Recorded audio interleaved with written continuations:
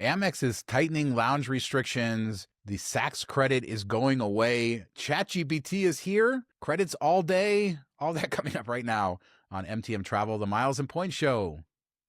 I can only hear out of one ear right now because of my trip.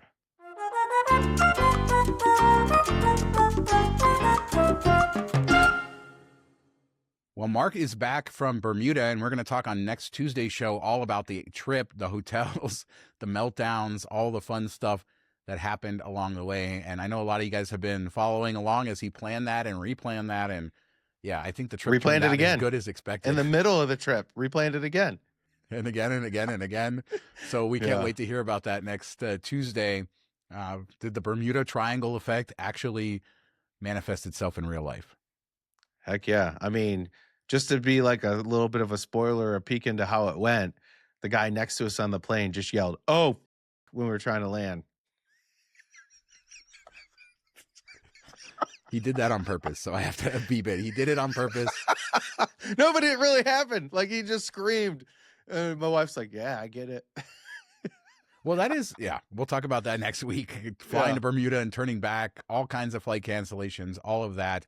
But we have to mourn Saks, Mark, because in the age of the credit card coupon book, Saks is like an OG, right? It was like one of the first, I don't know, credits on the platinum card, or it started before we had all these million of credits, and you get $50 every 6 months. And as we know, Saks itself as a brand is dying, and the company is struggling. Neiman Marcus Saks, and they're closing a lot of locations, including my beloved one here in Las Vegas. And so it sort of makes sense that this credit would go away as of July 1st. Yeah, we've been waiting for it, and I'm glad that they're doing it before the next one rolls out, so I don't have to struggle to figure out what to do with a couple of those credits. And we talked about how, part of my wife's Christmas or birthday or whatever gift was we went there and blew a whole bunch of gift cards on buying some super overpriced jeans and perfume, which she had fun. She enjoyed the experience, but still, and she wears those jeans all the time, but $200 is crazy. And it just, the store never really made sense to me. I know that there's plenty of rich people out there, but I didn't see anything in there that looked like, it just always kind of looked crappy. I don't know. Like, you're just paying for the name on the back of the jeans, which I get, but also maybe I don't get fashion trends like other people. So it probably made more sense for Amex Platinum than some of their other perks because it's high end type of stuff, but $50 never really made sense. What are you going to do with that? It's been annoying. Can we hope that Dell goes out of business next? Is that horrible to say? I mean, given how many bad customer service experiences I had with that company over the last 20 years, I would be first in line to cheer that on. Dell is not one of my favorite companies at all. Apologies if you work there. No, I mean, they just were one of the first companies to really show you how you could degrade customer service. And I mean, 20 years ago. But anyway, I mean, I like the credit. At least Dell is a bigger credit. Saks, we had been stocking gift cards. I think a lot of people always sort of looking for things, and Lululemon sort of replaced this. And it just made sense, I guess, with the company going out of business. There just isn't the locations anymore. And this didn't work at Saks Off Fifth. It didn't work in a lot of circumstances. So yeah, I'm guessing they're going to roll out something new come July. Is there any chance it's not a Hilton credit? I mean, you're loving your Hilton credits, so why don't you want that? Bring them on. Yeah, I'll take another $50 a quarter or whatever they want to bring out for the Hilton credit. But I have to feel like, I don't think they're going to come out with something new. I have to think that that's what they're going to roll into. It's on the business platinum, so it would make sense to have it on the personal platinum too. This episode is brought to you by Surfshark VPN. If you're not familiar, a VPN encrypts your internet connection, basically creating a private tunnel for everything you do online, wherever you happen to be. If you travel internationally, and if you're listening to this show, you probably do, you know what happens when you land somewhere and your streaming apps are suddenly showing a different library or blocking you entirely. Surfshark lets you pick a server back home and your content follows you. I mean, I've been in that hotel room situation more times than I can count. The other thing I think about more, honestly, is the security side. Airports, hotel Wi-Fi, international lounges. You're on public networks constantly when you travel, checking your point portals, your bank, whatever. Surfshark encrypts your connection so none of that is exposed. They also have Surfshark Alert, which monitors your email addresses and credit cards for data breaches and notifies you if your information shows up somewhere that it shouldn't. One subscription, unlimited devices. Go to surfshark.com/MTM or use code MTM at checkout to get 4 extra months of Surfshark VPN, 30-day money-back guarantee, 0 risk. Link and code down in the description. Yeah, it absolutely would. And speaking of the Business Platinum, we also learned that we're going to get a ChatGPT credit of $300. I don't think American Express said exactly how this is going to work. It's going to be split up. I know that they have specific business plans that would run about $300 a user per year. So maybe it's going to require, we don't know anything about it, but I guess in the age where, I mean, I am spending money on AI subscriptions every month. And so this actually is a real cost that people have. And, maybe it's good to see this. I mean, again, how many people are going to use this though? I mean, how many businesses are spending that much? Maybe this is actually a way to look at the future, because I'm spending money on ChatGPT. Maybe a lot of business owners will be soon. Yeah, I can see it making sense and I think it'll grow into it and it'll make more sense to people. And this is a little bit different than like the Aura Ring, where people are just spending money to be able to say they got it for free, and then you sign up for like a monthly thing. I do think a lot more people over the next 5 years are going to be using an AI subscription of some sort. So we do see this. Currently, I think the business plans require a 2-person minimum, so you're talking $600. So if this works out that it's required on business plans, it could be like half off, which isn't great. Like, I don't want to spend money to get this perk. Like, no, I didn't save $300. You made me spend $300. If I'm spending six and getting 300 back, now if I'm already doing it, great. And I think that will be the point in a couple more years. I think there will be more and more people doing that, more and more businesses, especially. So I can see this playing into it. I do like that they brought out something new for the Business Platinum. I thought the refresh was horrible.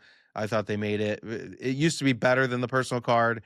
After the refresh, the personal card is so much better. It's not even close. They got rid of the 35% rebate on all airlines, which was beyond stupid, in my opinion.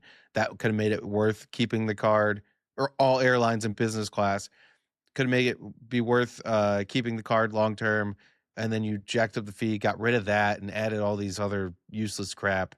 So it's good to see them realize, I think maybe it's a bit softer than they thought. You just made the case for why they don't need to add anything when they take Saks away, because you said it's too good already. No, I don't think it's too good already. It's just not as bad as it used to be. And I think we said that when it came out. Like, it used to be a close after the first year guaranteed. And I think with the new additions they added, it makes it like they increased it $200, but they gave you like $300, $400 in value. So it closes the gap of closure. We have 2 right now. One just came up for the annual fee. I'm still going to reach out. If there's a retention offer of any kind, I'll probably keep it. If there's not, I'll probably close it. Well, let's stay on the subject of Amex and their changes to Centurion Lounge access and their Uber benefit. But let's start with Centurion Lounge access, because I think this is a real problem. So starting July 8th of 2026, all guests accompanying a card member to the Centurion Lounges must be traveling on the same flight as the card member. This is ridiculous. I will just tell you that this is, first off, in the miles and points community, of course, people guest people in, but you don't even have like free guest benefits here unless you spend a certain amount on the card. So you're paying. What is this? Like, we now have to be, there's so many circumstances where you would be with somebody who's not on the same flight. This is just dumb. Yeah, I'm guessing that, and this has been announced for a bit, but just a reminder with all these other changes. But I'm guessing it was something along the lines of, they thought, hey, we're going to get rid of guest access. Centurion lines will drop down because of it, and they haven't maybe dropped as far as they have. Or anybody that spent the money was like, hey, and I've seen this happen before where people randomly, hey, do you want to go to the Centurion Lounge, to random people in the airport? So the abusers have got us caught up in this again. But yeah, there's plenty of times that I'm going to a place like a meetup or something where there's friends, and if they don't have the access, I would have brought them along and said, hey, we're on different flights, he's going to a different place, but we want to hang out for a couple hours before we leave. The nice thing about miles and points people is most people probably have access of some sort, but it is not a great rule change. I don't think it definitely makes it less useful to spend to get the access. And while this has been announced for a while, I mean, this is something that we could potentially see come to other lounges, and I think that's why it's a problem. But you need to spend $75K on the Platinum card just to get free guests. So, like, I was talking to somebody last week who was very proud that they get free guests at the lounge, and they spend $75,000 or more on their Platinum card. So, I mean, they're really earning it, right? The opportunity cost of that is huge. Yeah, because you're only getting one X on mostly, unless you have a whole bunch of big spend on the business card, like 5K or more. But even then, it's not great. And yeah, and we've seen this with Capital One. They have the 75K for access now for guests. And when we were coming back from Dublin and we went into the Capital One Lounge in Dulles, which is horrible, but it's so hot in there. I don't know what they're doing, but yeah, I went up there and I had spent 75K on the card the year before on my Venture X business. And they're like, "Oh, well, does he have a card too?" I'm like, "No, I spent the 75K. Let him in." And she's like, "Oh, I do see that." So I don't even know what like, does it not say that? I don't know. I think that they're just struggling with capacity, right? That's really the issues with lounges is too many people want to use them and they have to figure out ways to keep them out. And I miss the old days when they were just empty or people didn't know about them. But this is, marketing is evolved and getting people in. These are huge drivers. Just remember, a lot of people sign up for these cards just to get into those lounges. Yeah, regular America, definitely. They think it's like the coolest thing ever to go in lounges. And after spending well, I don't want to get into it too much, but after spending too much of my life in Club lounges this past week, it's definitely overblown. All right. Well, one more change coming to American Express May 7th. Uber VIP is going away. So with your personal platinum card. So Uber VIP, have you ever used it? I've actually gotten better like Ubers. Like I've gotten priority and it's worked. I mean, would I ever pay for it? No, I mean, I don't know, but it's worked for me. It's kind of sad that it's going away. It always made me feel a little better. Just so you know, it kind of would pair you with better drivers and give you priority when you're calling. So if you're in a place where there's a lot of people, although I would notice that Uber and Lyft is almost always cheaper when you're having surge pricing. I've noticed that in many different markets. Yeah, remember when you could walk and they would show you where the surge pricing was and you could walk to a different area and get it cheaper and they don't do that anymore. Like Uber's completely changed. It used to be so cheap.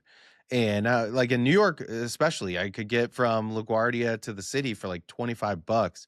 And now it took like 50, $60 to go from LaGuardia to JFK and like 25 to go from Resorts World to the airport. It's gotten crazy expensive, but Lyft is usually always cheaper.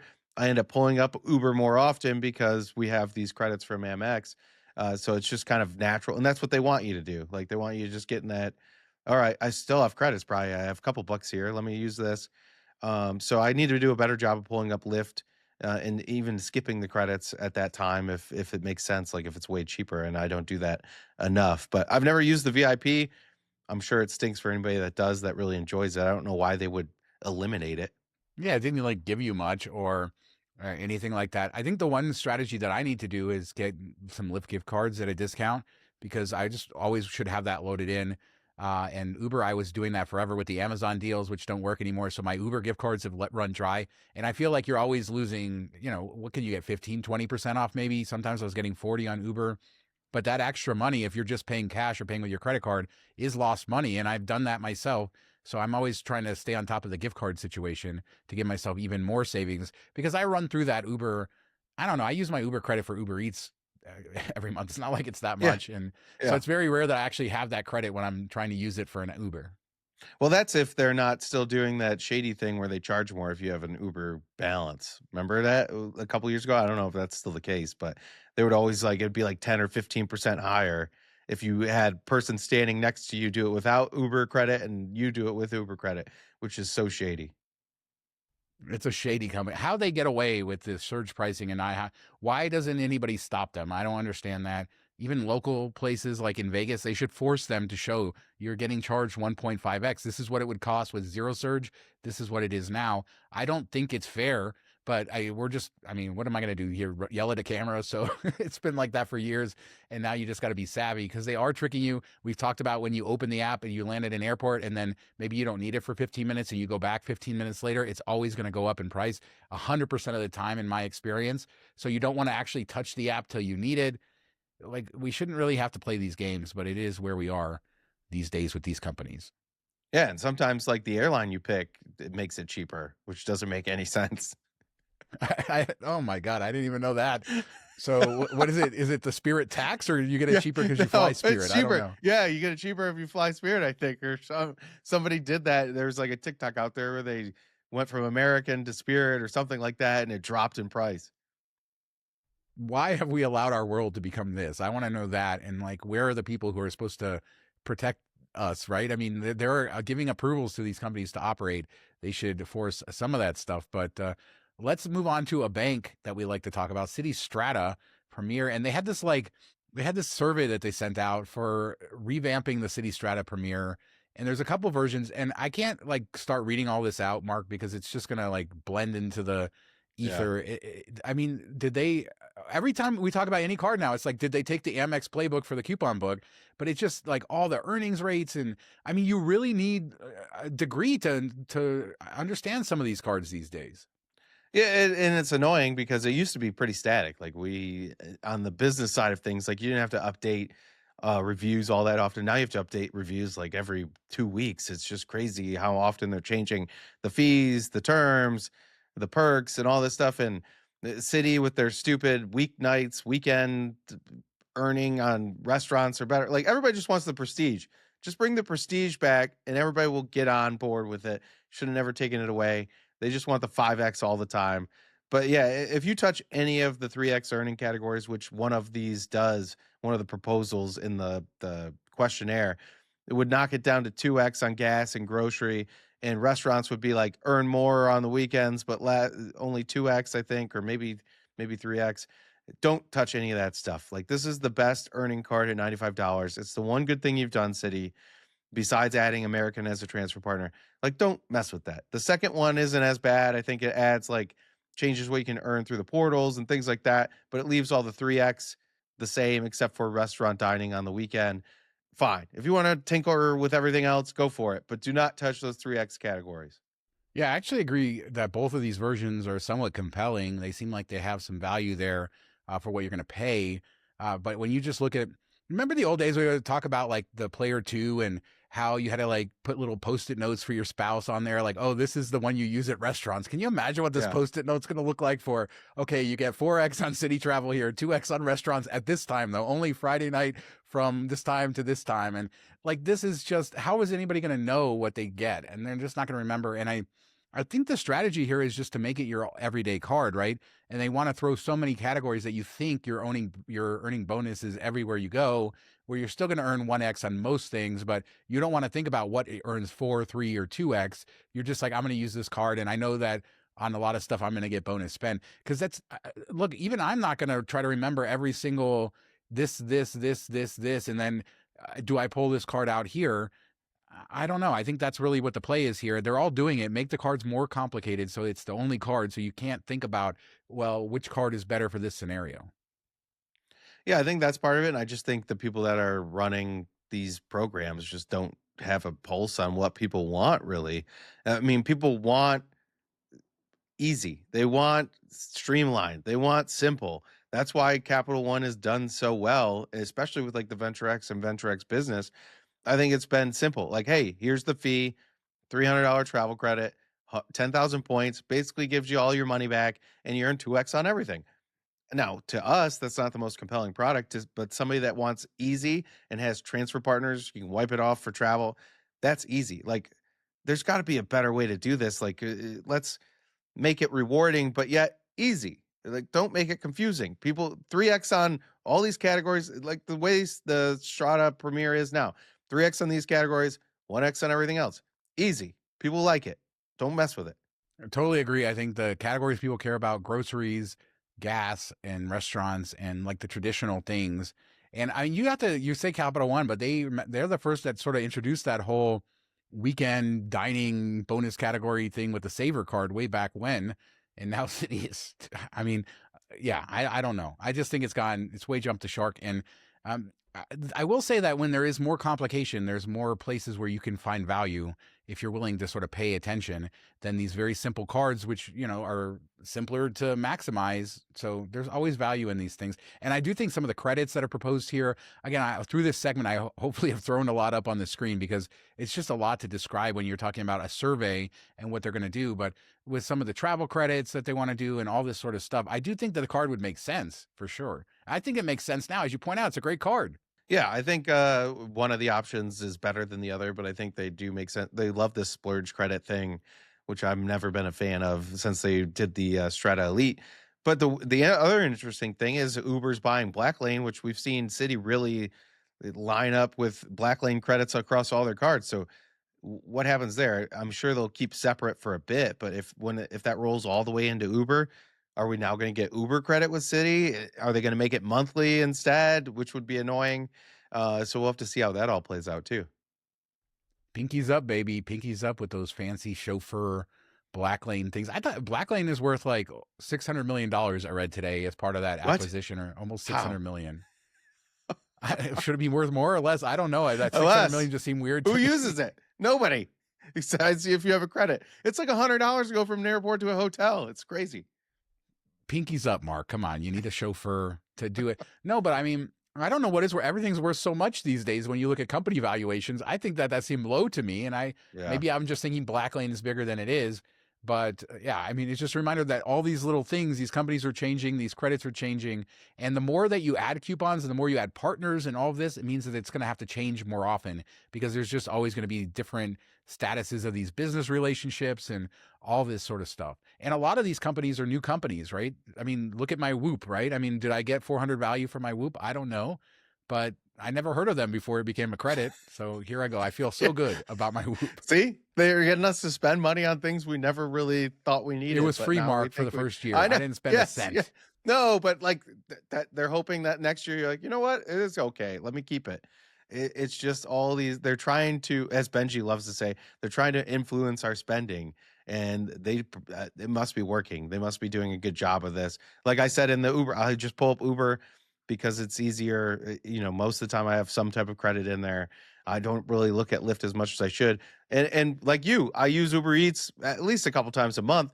So I could just save the credit for that. If Lyft's, $5, $10 cheaper, it's better to do that and not use my credit. But I'm mentally always like, oh, use the credit first, get rid of it.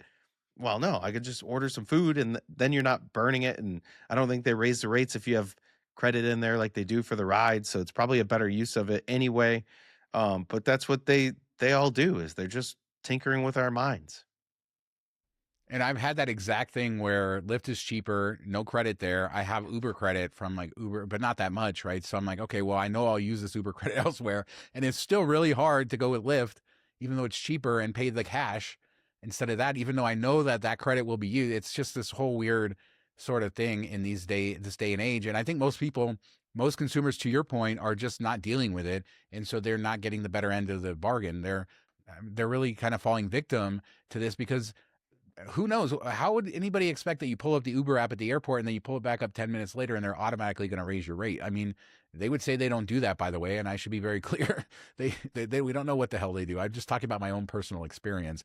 But yeah, I feel like the average consumer loses more as we get into this world with so much nuance. And I guess that's why people who are in this hobby can win more by being able to take advantage of everything. But it's too much. And let's talk about this. And another good story, now that I'm all cranky and worked up about how everybody's taking advantage of us and I'm a victim to the world, how about the Blue Business Plus? We've talked about that card and how it's such a good card. No annual fee, 2x membership rewards, and also 0% APR for 12 months, which is really huge. I think if you have the right business and you're in the right sort of circumstance, or if you're just a crazy person who likes to maximize and take money off the card and then put it in a bank account for a year. Some people like to do that. But all that to say, the Blue Business Plus has a new 75K bonus. This is the best ever it's been. I think we've had it before, and it's targeted. So, and also I buried the lead, Mark, no lifetime language too. So like just the best of everything here. No annual fee, no coupons to deal with, decent welcome offer, 0% APR. This is a great card. I've had this card, one version or the other, since it came out, I would say. And remember, like in the early days, I used it for the 0 APR, and I used it for a lot of my sort of overflow spending for my reselling business just to get the no-brainer 2X. But back then there was no welcome offers. And then we would sometimes see 10K, 20K, and then these 75Ks. I've been lucky enough to get a few of them. And I like this card for the simplicity. And depending on the version, I guess the spending, you might have 6 months, 4 months. There's different versions out there, but they're giving 75K. And if you got this and you got a spot for it, I don't know. This is a pretty easy win. Yeah, and it's only for most people are seeing it for $6,000 in spend, which isn't too bad. And you're earning 2x on that on top of the 75K. So you come out with a decent chunk of membership rewards. And the one cool thing Amex does that not a lot of others do is this no fee card has fully transferable membership rewards points. So even if this is your only Amex card, you can move it to partners, which a lot of the other banks make you have a card with an annual fee to do that, or they reduce the rate of which you can transfer it at. So they give you like the best of both worlds here. And we have a link in the article, which Shawn will put down in the description on YouTube, that you can check to see if you're targeted. Just be logged in on one tab in your Amex account, then click the link in the article in another tab. So you're already logged in. It will show you like the offer page, and everybody thinks that means they're targeted. It does not mean you're targeted. That's just the landing page. And then hit apply now. And if you hit apply now and you come up, sometimes you might get a 25K offer, 50K offer, 75K offer. But that will pop up then. If it says this offer is no longer available, it means you weren't targeted. I know people struggle with that a bit. But I've grabbed it even when it was only 25K, just because anytime I can get a no lifetime language offer, I'm going to get it. And it doesn't matter. Like if they're going to give me another one of the same thing, I'm going to take it.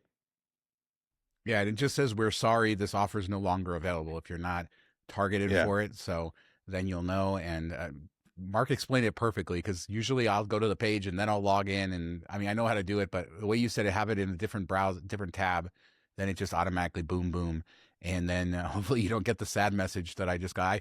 I checked earlier on mine and I didn't have it, but I forgot to check my wife's, and I just did. And she also got the very sad, sorry message. So we've had, they said, you've taken advantage of this way too many times.